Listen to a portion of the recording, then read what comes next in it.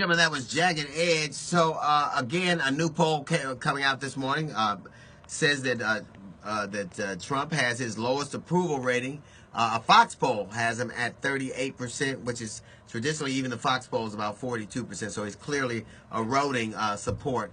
Primarily independents and, outliers, people who are not necessarily connected to him. Where he's very strong is Republican support. Where he's dropped some support, though, at least 12 points, is uneducated white males who are some of his most fervent supporters.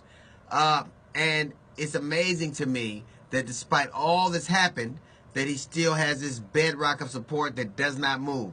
I just found this interesting, that since Trump has been president since January, he has had several feuds with people from all over.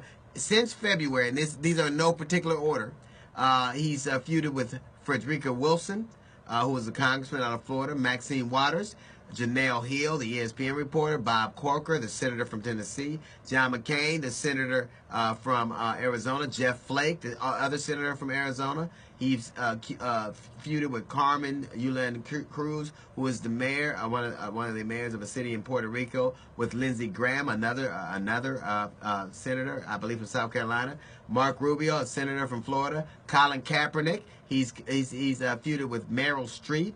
He's feuded with Chuck Schumer. He's feuded with the Khan family, and this is all just since February.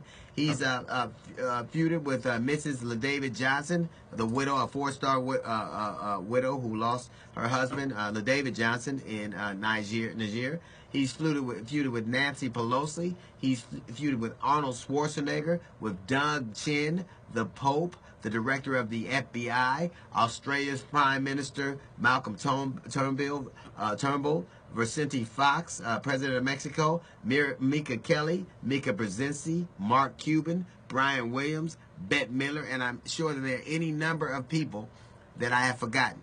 Since January, he has been involved with Twitter feuds or offhanded comments or outright arguments with all those people.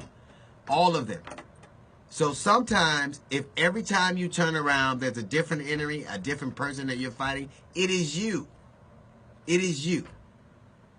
Sometimes, if every time you're around, it's you. I wonder what it is the people who continuously issue support or staunchly are behind him are seeing. He has feuded with families, Gold Star families. He's feuded with people in his party, people out of his party. He's feuded with people just with newscasters, with reporters. He's feuded with everybody. So you would have to believe that they were all wrong and he's right.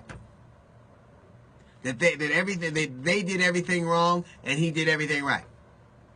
His support among certain people will not erode because they're determined to not see what's in front of them.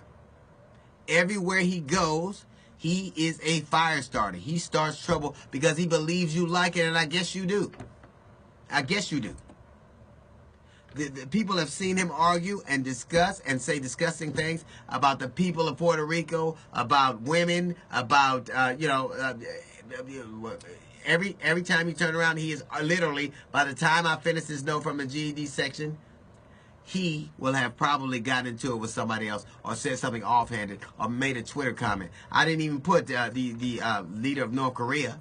I didn't even put him. I didn't put what he said about the people in China. The leaders of China. I didn't put them. So it says a lot about who Donald Trump is. It says a lot about how small-minded, how bullyish he is. It says a lot about him. But it says more about the people who continuously support him. It says more about them than it ever could about him. That's a little note from the GED section. We got the Jazz Report that's coming up in 15 minutes. It's the D.L. Hughley Show.